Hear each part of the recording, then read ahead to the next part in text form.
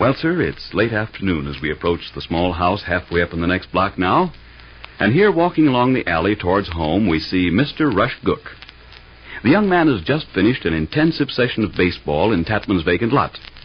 He quickens his pace now because he discerns a familiar figure on the back porch. Listen. Hi there. Hello, Rush. Isn't anybody home? Fine.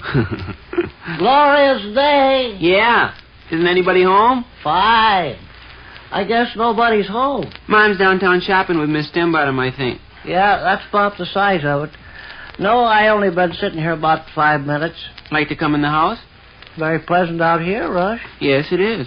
Take a seat. I'll move over. Okay. This your box? Uh-huh. Box of Mementos and Souvenirs Sam Escher sent me down from Dixon. Oh, sure. I remember you mentioning them. You want Mom to find space for them in the house someplace. That's right. Well, this half-wit box can be stuck down in the basement or up in the attic or tucked back in the corner of a clothes closet. Uh-huh. It's just junk and trash, but stuff a fella hates to throw away. Yeah. Got a trunk full of junk and trash, too, at home. I'll bring over tomorrow, next day.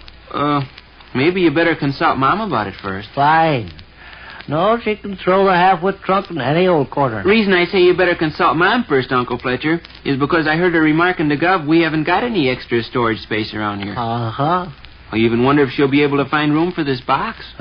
She can toss it behind the cellar steps if she wants to. There's a pile of stuff a mile high underneath the cellar steps already. Fine. Care to look at some of these souvenirs and mementos, Rush? I'd like to. You didn't lug this big box all the way from Miss Keller's house on your back, did you? I brought it over in Gumbox's garbage wagon. Oh. Tomorrow or the next day, I'll get him to haul the trunk. I think you better talk with Mom about that. Uh-huh. Because I'm almost certain she'll say she can't. Here's the picture I told you about the other day. Oh, uh-huh. Buffalo Bill. Buffalo Bill on his Indian pony. It's a gaudy picture, ain't it? Enough different colors to choke a horse. Yeah. Green, blue, purple, red. Black, orange, yellow. What color is this here? Tan, I guess. Uh-huh. I watched the fella paint this picture, Rush. Yeah, you told us about it. Grundy County Fair, year 1904. $2 it cost. You paid your $2, and the fella sat down and splotched out your half-wit picture right on the spot. Hey, Sadie may want to hang this up someplace. Uh-huh. Now, here's an interesting memento. Razor strap? Man that gave me this razor strap, Rush, claimed it had been used at one time to flog Orville J. McWilliams. Really? When Orville J. McWilliams was a little boy.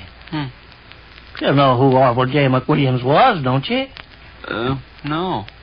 Teachers never taught you about Orville J. McWilliams in school? I don't place the name. Likely you were sick this day. The pupils studied about Orville J. McWilliams. Maybe. Who was he? Explorer, discoverer. What did he explore and discover? Slathers of stuff. Every morning at 6 o'clock, he'd leave the house and go explore and discover some half-wit business. Well, what? Explored and discovered the Mississippi River, didn't he? Gee, I don't think so. Seems to me DeSoto was the fella done that. George DeSoto? I don't remember his first name. Fine. Well, anyway, Orville J. McWilliams never took a backseat to anybody when it come to exploring and discovering junk. Only man in the exploring and discovering business that wore a derby hat. Yeah? All the rest of them wore duck hunters' caps.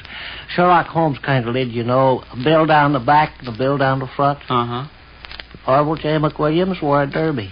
The way the story goes, he went fishing without his papa's permission when he was a little boy. His papa took this razor strap and flogged him. I once made the acquaintance of a great-grandson of Orville J. McWilliams, a fellow going under the name of Speece, Harry Speece, dead now. At the time I met him, he was working on the section gang on the Chicago and Alton Railroad out of Gardner, Illinois.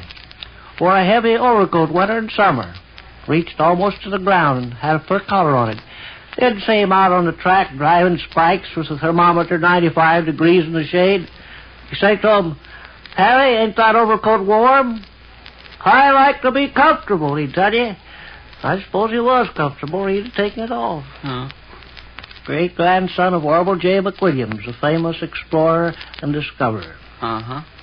Never heard of Orville J. McWilliams, huh? No, I'm pretty sure I haven't. It's likely you were sick the day the scholars in school studied about him. Uh-huh. His father flogged him with this razor strap for going fishing. The fellow that gave me the razor strap was Fred Yebuckle. I believe Sadie knew Fred Yebuckle. She ever mentioned him? Not that I remember. Fred Yebuckle. Married a woman 42 years old. How old was he? 46. But you never saw a business like this before. What is it? Nobody knows.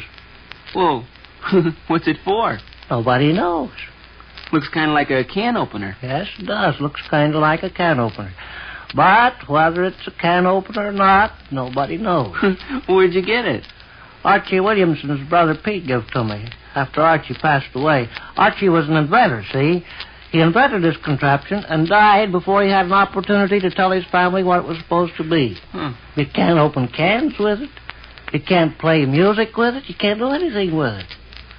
Still, although it's a memento, a fellow don't like to throw away. This will surprise you. Rock? Rock I picked up one Sunday afternoon on the bank of the Fox River near St. Charles. Hefted once. Take a good tight hold. It'll fool you. Heavy. Heavy as a half-wit horse. Well, I'll say. You wouldn't think a little rock like that weighs so much, would you? Drop it once. Heavy as a half-wit horse. Yeah. No, I picked up that rock one Sunday afternoon while I was strolling along the Fox River with Harry Veep. Harry Veep lives in Winona, Minnesota now. Bet he married a woman 59 years old. What? I say I bet he married a woman 59 years old. Harry Veep? Harry Veep married a woman 20 years old, by George. How old was Harry? 25. Married Beulah Rutcher. They live in Winona, Minnesota now. Got a Christmas card from them the year before last. Here's a souvenir from someplace. I forget where it was now. Shoehorn, huh? Yeah. Where did I get this shoehorn? Oh. What am I saving it for? I don't know. I got it someplace, and I'm saving it for supper. Well, let it go. It'll probably come to mind sometime or other. It's got printing on it. Has it? W.J. Morrison and Son. Fine footwear for all the family. Boone, Iowa. Fine. Maybe you got it in Boone, Iowa. I never been in Boone, Iowa. No? Never.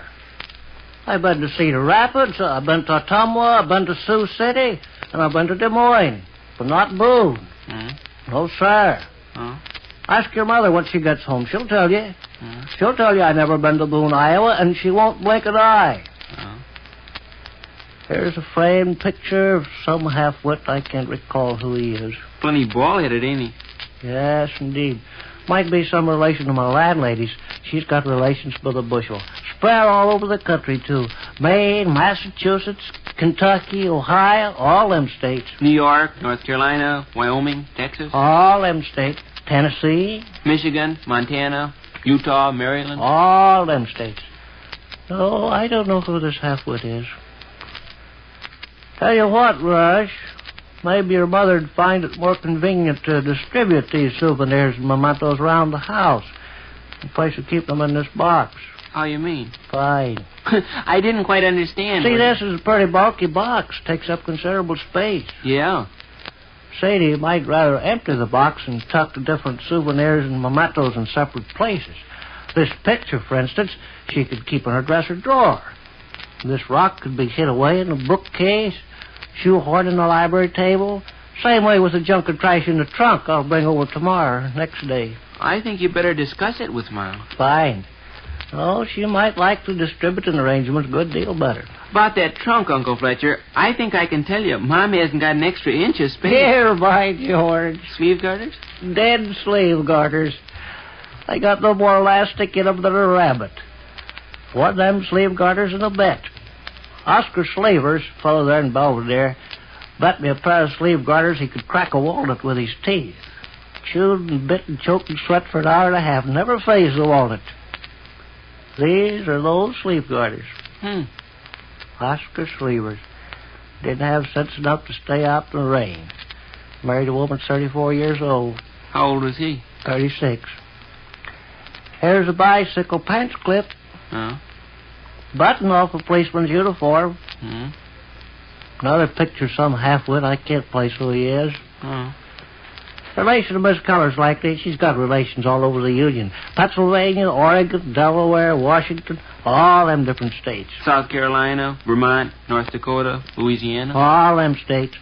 Arkansas. Florida, New Hampshire, Arizona. All them states. This rock interests me. It's so little and yet so heavy. Uh-huh. Picked up that rock one Sunday afternoon while I was strolling along the Fox River. Harry Veep was with me. Darn rock weighs a ton. Drop it once. Flamedest rock I ever saw. Uh-huh. No, junk like this is just trash, not worth a dime, but a fella hates to part with it. Uh-huh. Fella collects souvenirs and mementos. And Hey, here comes Mom up the alley. Yeah. Probably she'll want me to bring my box in the house and shove it under the Davenport or someplace. Oh. Clothes closet, cellar, attic. I don't care. Oh. Here's a watch fob Hobart Anderson gave me for Christmas 20 years ago. Huh. Hobart Anderson. Married a woman 41 years old. How old was he? 47. Hello, Sade. Which concludes another brief interlude at the small house halfway up in the next block.